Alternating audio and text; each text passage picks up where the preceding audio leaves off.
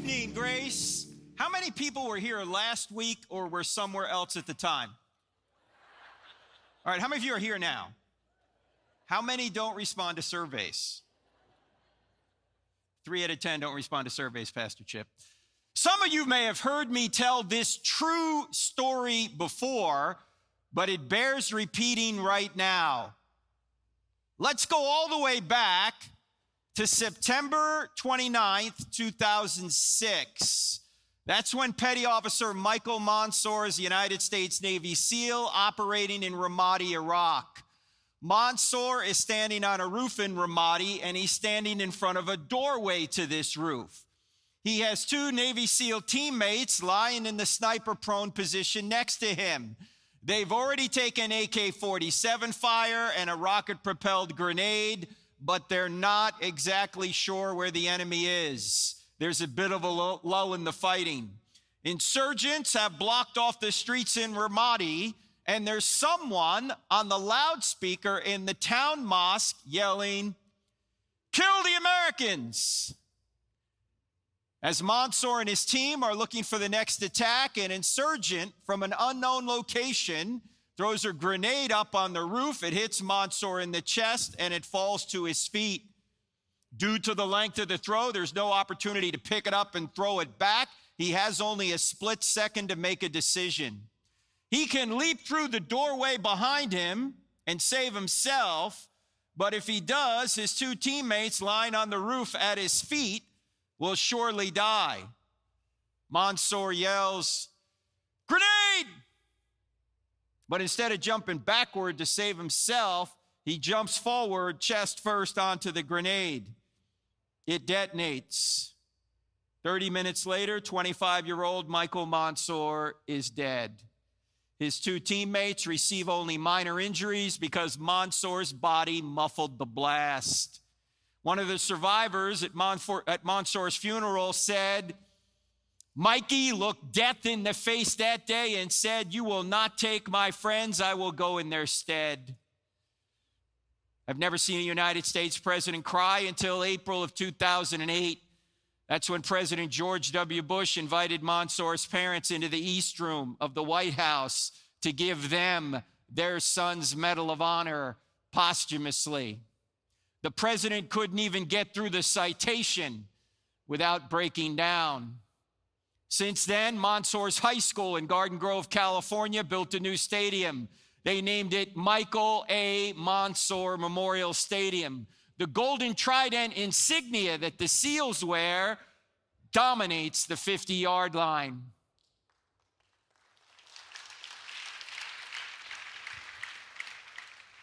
January 2019, San Diego, California, North Island to be specific, the United States Navy commissioned the USS Michael Mansour, the newest guided missile destroyer in the fleet, Zumwalt class.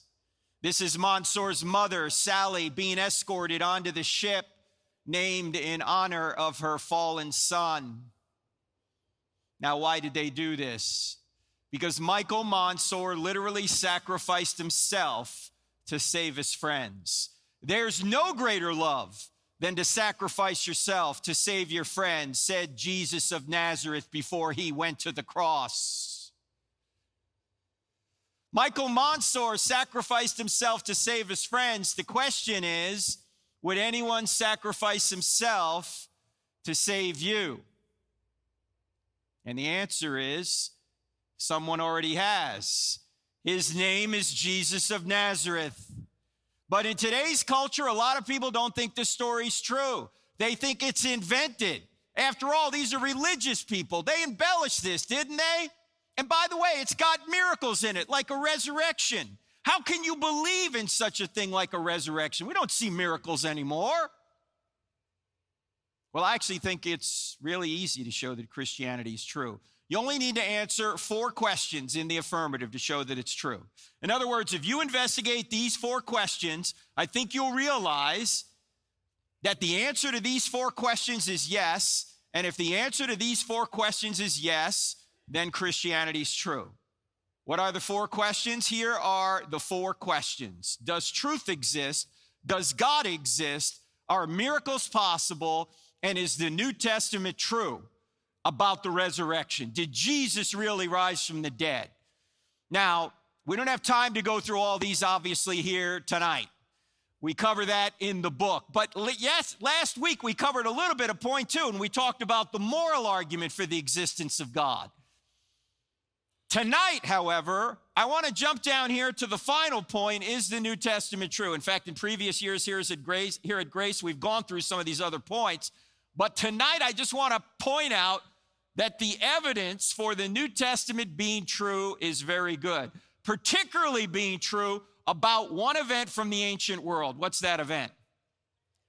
The resurrection. Because if Jesus rose from the dead, game over, Christianity's true. Of course, if Jesus didn't rise from the dead, game over, it's false. You might as well sleep in on Sunday. Well, you guys are up at Saturday, it doesn't matter. And do what you want the rest of the week, because if God doesn't exist and Jesus didn't rise from the dead, Christianity's false. So what's the evidence we have that it's really true? What is the evidence that the New Testament writers are telling the truth about this? There are several lines of evidence. In fact, in the book, we have the top 10 reasons we know the New Testament writers told the truth. We're just going to briefly look tonight at two of them. The first we're going to look at is something called embarrassing stories.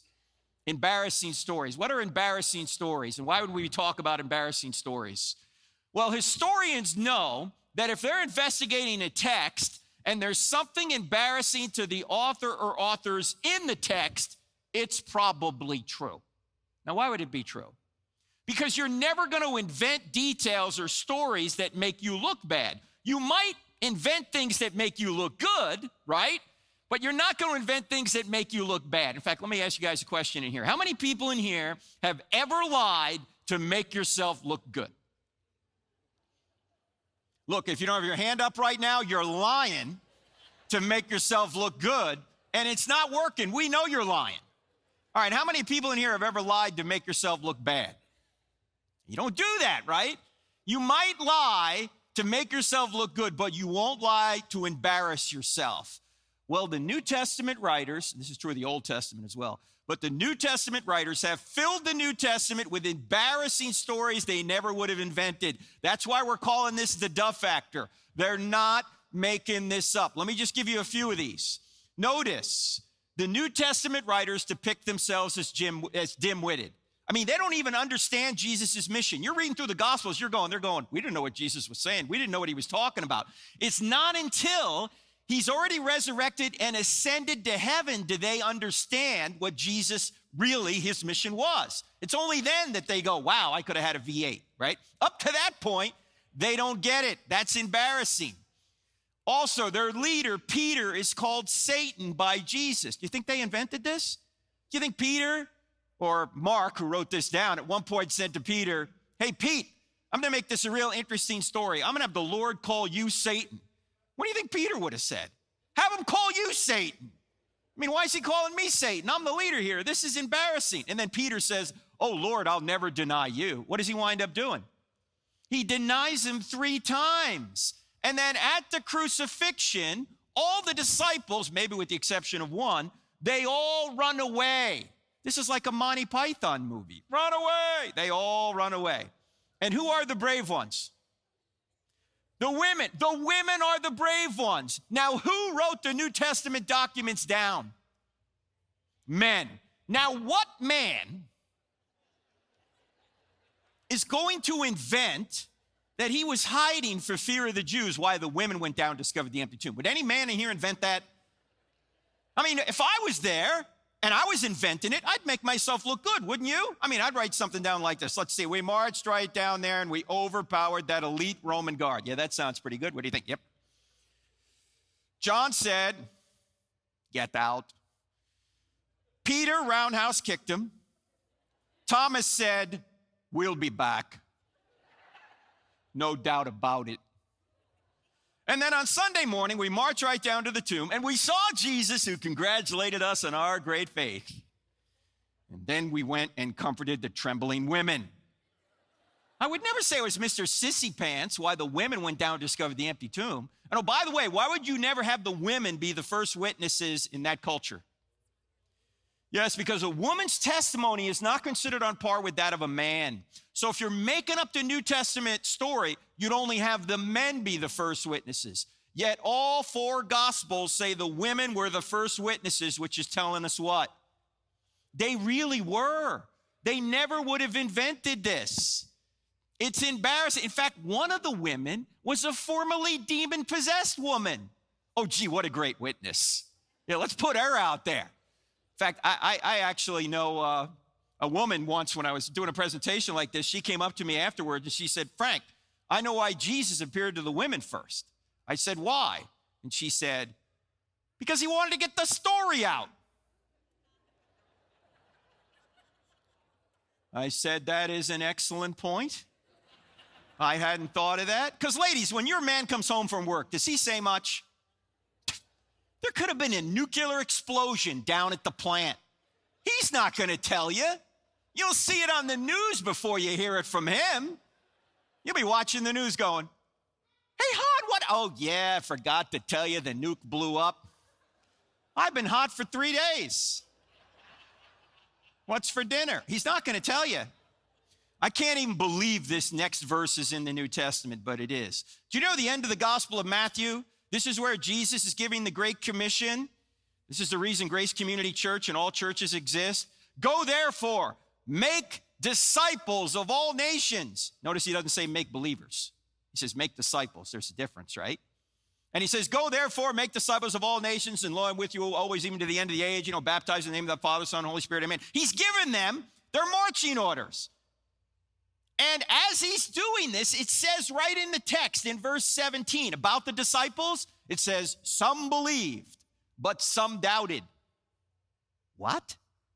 He's standing, resurrected, right in front of them. And some of them appear to be doubting. It says it right in the text. It's like they're standing there going, you see that guy over there? Yeah. That guy over there is Jesus. Oh, no, it can't be Jesus. He was just killed not long ago. No, I'm telling you, it's him. Look, Jesus is dead. It can't be him. It's him. The Romans killed him. They put his spear in his side. Blood and water came out after whipping him and nailing him to a cross. That guy's dead. I'm telling you, it's him. It can't be. It is. How do you know? The women told me. Yeah. They're not making this up. There's even potentially embarrassing details about Jesus in the text. Notice Jesus is called a drunkard. He's called demon-possessed. You think they invented this? He has his feet white with the hair of a prostitute, which easily could have been seen as a sexual advance. And oh, by the way, there are two prostitutes in Jesus' bloodline. Who are they? Rahab and Tamar. She's playing a prostitute anyway. Do you think that they invented this? This is embarrassing. This is the Messiah's bloodline. Do you think when Matthew and Luke were recording the genealogies, they went to one another and said, you know what? I really think we ought to spice up the Messiah's bloodline a little bit. Let's put a couple of prostitutes in there. Rahab. No. In fact, there's a lot of shady people in the bloodline. Judah, from where we get the term Jew from, Jesus from the tribe of Judah, not a good guy. Read about him in Genesis. David, a man after God's own heart. Yeah, but he's a liar, adulterer, and a murderer. Gee, I guess there's hope for the rest of us then, huh? Bathsheba's in there. In the genealogy of the Messiah. And when Matthew gets to her in his genealogy, he won't even mention her name. You know what he says instead? Uriah's wife. Ooh. He's telling the truth, but it's a slam. Who was Uriah? Husband of Bathsheba, whom David had killed so he could have Bathsheba. He could cover up his sin. This is all in there. It's not whitewashed at all. If you want the ultimate no spin zone, read the Bible. It tells you warts and all the evil that these so-called heroes have done. They're not making it up. Even though it's embarrassing, they're telling the truth. That's number one. The second reason we know the New Testament writers are telling the truth that we're going to talk about tonight is the fact that they died excruciating deaths. This is actually a painting of Peter being crucified upside down. We don't actually know if he was crucified upside down. We do know he was martyred for his faith. We know that Paul was martyred for his faith. Two Jameses were martyred for their faith. We know of nobody from the ancient world that ever recanted and said, did it happen? So we've got good evidence they actually died for their faith. Now, it's really important to understand that when you look at the New Testament writers, all of the New Testament writers, with the exception of Luke, all of the New Testament writers were Yahweh-believing Jews who thought they were God's chosen people. They didn't think a man could claim to be God. That would be blasphemy. They didn't think someone would resurrect in the middle of time. They thought someone would all resurrect at the end of time, according to Daniel 12. But they didn't think someone could claim to be God and resurrect in the middle of time. This is completely against their worldview. But somehow, they change their 2,000-plus-year-old religion almost overnight. Why did they do this? Well, let's take a look at the apostles' beliefs and practices before and after the resurrection. Remember, they're all Jews, except for Luke, the writers. Before, they believed in animal sacrifice. They've been slaying lambs for hundreds of years. And then suddenly Jesus comes along and they say, we don't need to slay these lambs anymore because here's the Lamb of God who takes away the sins of the world. All these lambs are just symbols of the Lamb who is now arrived. Before, they believed in a binding law of Moses. Afterwards, they say Christ's life has fulfilled the binding law of Moses. Before, they believe in strict monotheism. Afterwards, they're believing in a Trinity, 3 persons in one divine essence. Yes, I know you can get the Trinity from the Old Testament, but it's much clearer in the New. Before, they believed in the Sabbath. In fact, they thought they could be stoned for not obeying the Sabbath. Afterwards, they're worshiping on Sunday, the day Jesus rose, and Paul even says in Colossians chapter 2, don't let anyone tell you you have to obey any Sabbath or festival day. Why would he say such a thing? Because what did the Sabbath represent? The Sabbath represented rest, and the rest has arrived. Jesus is our rest. We rest in his work, not our own. In fact, out of the 10 commandments, 9 of them are repeated in the New Testament. Which is the only one not repeated in the New Testament? Keep holy the Sabbath. Before, they believed in a conquering Messiah. Afterwards, they believed in a sacrificial Messiah. Before, they believed in circumcision. Afterwards, they believed in baptism and communion. Now, ladies and gentlemen, what would cause these pious Jews who thought they were God's chosen people and didn't think a man could claim to be God, that would be blasphemy, didn't think there'd be a resurrection in the middle of time, but only at the end, what would cause them to abandon everything on the left and adopt everything on the right virtually overnight? The only thing I can think of is what psychologists call an impact event. What's an impact event? An impact event is an event that occurs in your life that is so impactful, so dramatic, that it can turn your worldview around 180 degrees. Some impact events are so dramatic that you'll remember what happened at that event, even if it was 10, 30, 40, 50, maybe even 60 years ago if you're old enough. You might not remember what you had for breakfast this morning, but you'll remember an impact event that occurred that long ago. In fact, let me give you an example of this. There's probably only a few of you in this room that can answer this question, but I'm going to ask it anyway. If you can remember where you were on November 22nd, 1963, raise your hand and hold it up high. Ladies and gentlemen, look around these. You see these hands up? These people with their hands up? These people are very old. Okay? November 22nd, 1963 is my earliest memory. I was 2 years old and 2 days. Yes, I'm 60 years old now. I know. I don't look a day over 59.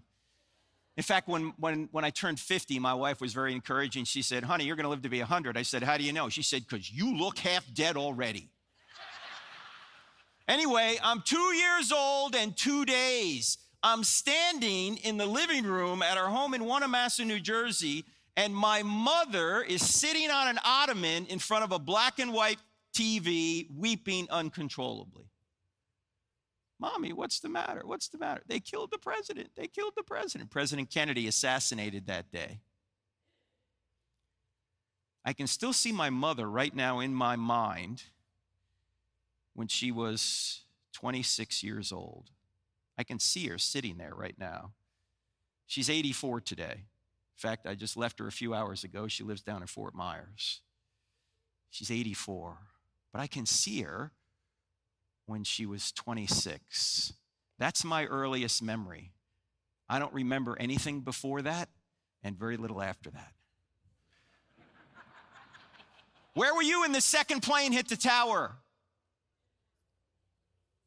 I was at my home office in Weddington, North Carolina, where I live, and I had the TV on behind me. I had seen the first tower had been hit. I didn't know by what. And I was talking to a pastor on the phone on the north side of Charlotte, North Carolina.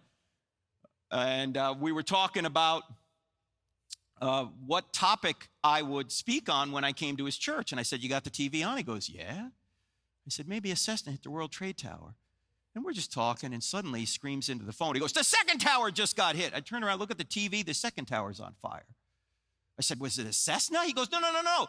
It was a big plane. It was like a United plane. It was a passenger plane. I said, you saw that? He goes, it was just on live TV. I said, wait a minute. Look, let me call you back. I hung up the phone, and for some reason that morning I had CNN on, and I'm not making this up. But the commentator on CNN said this: one has to think there's some sort of navigational error here. I said, navigational error? You doofus. This is the clearest day in the history of the Big Apple. You think pilots can't see where they're going? You think Stevie Wonder's flying these planes? I mean, come on. This is terrorism. I picked up the phone the next day. I called that pastor back. I said, we're going to come to your church and talk about Islam, because that's what this is related to. Now, 9/11 was over 20 years ago, and those of you who are old enough can remember something about that day. But if I ask you where you were 20 days ago, most of you are going to get out your iPhone and go, I don't know, what was I doing that day? I don't know. Why can you remember something from 20 years ago, but not 20 days ago? No impact event 20 days ago, impact event 20 years ago. Do you think a resurrection would have been an impact event? Do you think if this guy really walked out of the tomb and then taught them for 40 days and did miracles, they would have remembered that? Do you think they would have had any trouble remembering what he said or what he did or what his mission was if that really happened? No, that's the only way I can figure out why they abandoned everything on the left and adopted everything on the right overnight. In fact, here's what you might want to ask yourself. What did the New Testament writers have to gain by making up a new religion? What did they have to gain? What did they get out of this? They got beaten, tortured, and killed. Last time I checked, that was not a list of perks. We're going to start a new religion. We are? Yeah. What's it going to get us? First we get kicked out of the synagogue, then beaten, tortured, and killed. Well, sign me up. What a great idea. Why haven't we thought of this earlier? In fact, they had every motive to say the resurrection did not happen, not every motive to say it did. I get this question a lot. Maybe you do if you're a Christian. Are there any non-Christian writers that talk about Jesus and the apostles? Yeah, there are. They're all in chapter 9 of the book, I Don't Have Enough Faith to Be an Atheist, okay? You can read about them if you want. But you know what is often underneath that question? An illicit assumption. Here's the illicit assumption. You really can't trust the New Testament writers because you see, these people were religious, and we know religious people tend to embellish things. They make things up. You only need to look at the secular sources to figure out what really happened. Well, if you think about that for more than 5 seconds, you realize how silly that assumption is. What did these people have to gain by saying it was true? Nothing. They had everything to lose temporally. In fact, you may have heard of my friend J. Warner Wallace. He's a cold case homicide detective. He's been on Dateline more than any other homicide detective in the nation because he solves homicides that are decades old, and he's taken his own skill as a homicide detective to investigate the greatest homicide of all time, the homicide of Jesus. He wrote a book called Cold Case Christianity and several other books. And he said whenever he finds a body that he knows has been murdered, he says there's only one of three reasons or a combination of these three reasons why that guy's dead. There's not 100 reasons why he's dead, only three. He says there was either a sex issue, a money issue, or a power issue. Sex, money, power. Those are the three motivators that can motivate people to murder. In fact, they're the same three motivators that can motivate any of us to sin. Why? Because sex, money, and power are good things, but they're so good, sometimes we'll take shortcuts to get them. And so Jim says, if you want to say that the New Testament writers invented the resurrection story, then what you need to figure out is, did they have a sex, money, or power motive? Ladies and gentlemen, did the New Testament writers get real popular with the ladies for saying Jesus had resurrected from the dead? No. Did they get money? No, they weren't 21st century prosperity gospel preachers. Did they get power? No, they got exactly the opposite. They got persecuted. Paul had power when he was persecuting the church. As soon as he starts becoming a Christian, he's the one persecuted. No, none of the motivators are here for this to be a grand conspiracy. In fact, why would they then die for a known lie? Now you might say, wait a minute, Frank. If you're going to say that martyrdom proves Christianity, don't you have to say that martyrdom proves Islam? No. Why? Because there's a lot of differences between the Muslim martyrs of today and the New Testament martyrs of New Testament times. Let me just give you one difference for our purposes. The Muslim martyrs haven't witnessed anything that tells them that Islam is true. They just have faith. But the New Testament martyrs saw Jesus rise from the dead. They touched Jesus. They ate with Jesus. They verified with their own senses that Jesus had risen from the dead. You see, some people will die for a lie they think is the truth. Nobody will die for a lie they know is a lie. And the New Testament martyrs were in a position to know whether it was a lie or not, and they went to their deaths anyway. You can't get better evidence than that unless you were there yourself. All right, the next thing I'm going to say is going to sound heretical for just a minute, but it's not. Stick with me. I believe the Bible's inerrant, and if you do, this is going to sound funny, but it's not. Christianity is not true because a series of documents we put under one binding we call the Bible says it's true. In fact, Christianity would be true if the Bible never existed. How can that be? Because Christianity did not originate with a book. Christianity originated with an event, the resurrection. Do you realize there were thousands of Christians before a line of the New Testament was ever written? How? Because they witnessed the resurrected Jesus. Then they wrote it down. They didn't write it down, invent it, and then believe it. They witnessed it, and then they wrote it down. In fact, you could put it this way. The New Testament writers did not create the resurrection. The resurrection created the New Testament writers. There would be no New Testament documents written by Jews in the first century if Jesus hadn't risen from the dead. It never would have went anywhere. So you can be confident that Jesus actually rose from the dead. Now, there's a lot more evidence in the book. We just covered the first two, embarrassing stories and excruciating deaths. Here's a number of other reasons we know the New Testament writers told the truth, but we don't have time to cover that here because I'm down to a minute left, all right? But if you want to go further, the book is available on the book table, and if it's not, you can pay for it now, and we'll send it here for next week so you can pick it up next week, no shipping. And the other book, Hollywood Heroes, How Your Favorite Movies Reveal God. If you want what we talked about here today and a bunch of other fun ways of communicating the truth about Christianity, get the book Hollywood Heroes. But just text the word evidence to 855-909-0582. And what I'm going to do is I'm going to send you the entire PowerPoint presentation, all 4 points, in a PDF format if you go ahead and do that. All right, last thing. It's true. So what? So what if it's true? Well, the best news of all is that someone actually did die for you.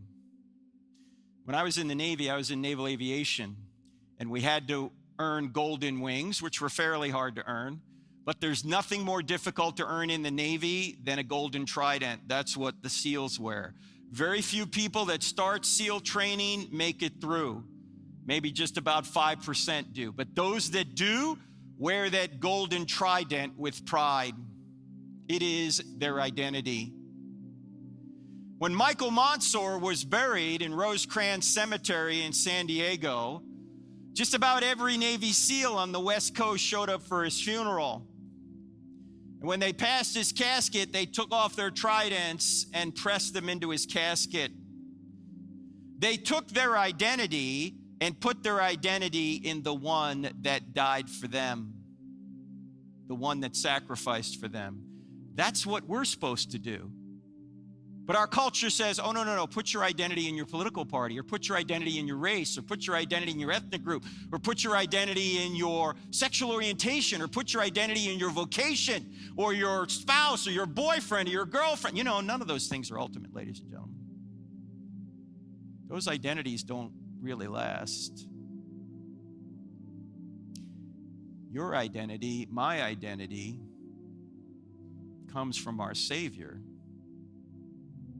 Do you realize that Christianity is the only worldview where you don't achieve your identity, you receive your identity? You just accept it. You accept what Christ has done, and when you accept the free gift of salvation, you're not only forgiven, you're given his righteousness. You don't have to achieve a thing. It's all done for you. If you have to achieve your identity, it puts all the pressure on you. There's always someone that can do it better. And when you can't do it anymore, do you no longer have an identity? No, your identity comes from him. It's free. And he validated it by rising from the dead. And one day, you will rise. The only question is to where. And that's up to you. Father, thank you for giving us